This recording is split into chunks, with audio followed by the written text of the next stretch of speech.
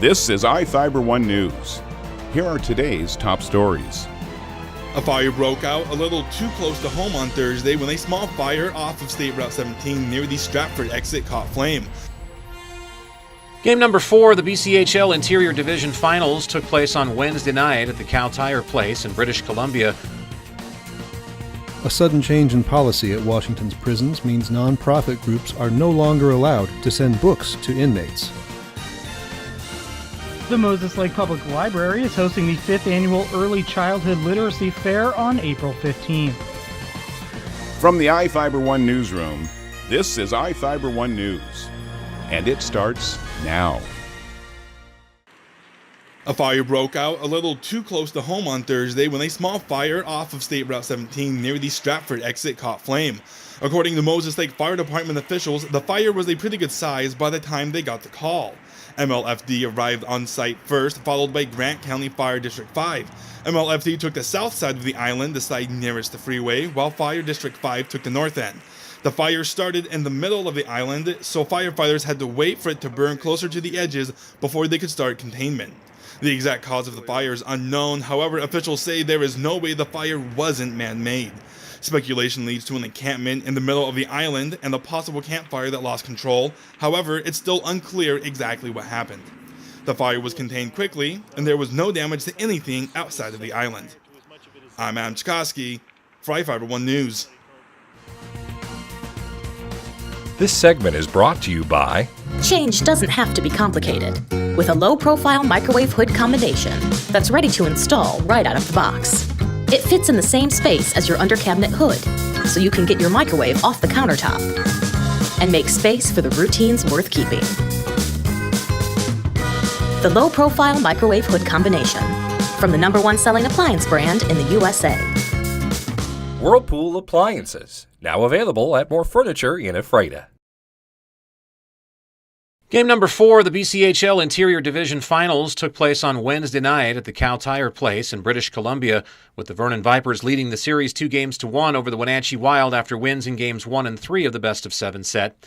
In the opening frame, Vernon got the jump on Wenatchee by scoring the game's first goal for the third time in the series when forward Matt Kowalski flipped on the red light at 8:10 of the first to make it 1-0.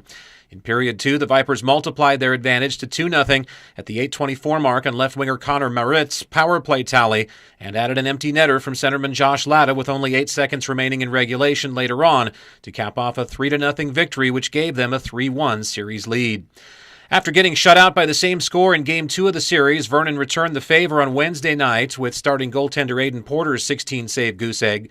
The skunking marked the first time the Wild had been blanked for a full 60 minutes in 39 games, as well as the third time the Vipers had shut them out this season, and the second time that Porter had personally baked them a donut. Wenatchee's offense has been snake-bitten throughout the series and struggled in the face of Vernon's strangulating defense, which held the Wild to a season-low 16 shots on goal for the second time in the series. The Vipers threw 25 pucks at Wenatchee starting goaltender Austin Park, meantime, who made 22 saves in his second straight loss, which dropped him to a playoff record of 8-4. The Wild now face a must-win situation for the remainder of the series, with game number 5 up next at Town Toyota Center on Friday. Reporting for iFIBER 1 Sports, I'm Chris Hansen. This segment is brought to you by Are your taste buds bored? Well, then bring them to Jay's Teriyaki. Not only does Jay's have a variety of teriyaki dishes, they also offer mouth-watering salads and sides. Call Jay's 509-764-5155. Jay's Teriyaki, located at 123 East Broadway in Moses Lake, because it's all in the sauce. A sudden change in policy at Washington's prisons means non-profit groups are no longer allowed to send books to inmates. That change went into effect March 25th, but wasn't publicly announced. Nonprofit agencies like Washington's Books to Prisoners campaign have provided reading matter to inmates for years and say they'll fight to continue doing so. Under the new Department of Corrections policy, generally books can only come in from the Washington State Library, and only if they're already on an approved list kept by DOC. Otherwise, the policy says, facilities will no longer allow or accept used books from nonprofit vendors. Prison officials are worried about contraband coming inside the books and say they don't have enough mailroom staff to intercept forbidden materials. Books to Prisoners has organized a petition drive and urged supporters to call DOC and ask them to reconsider. Governor Jay Inslee said Thursday he's asked DOC to work with the nonprofits on supplying books to prisoners. Jefferson Robbins, iFIBER 1 News.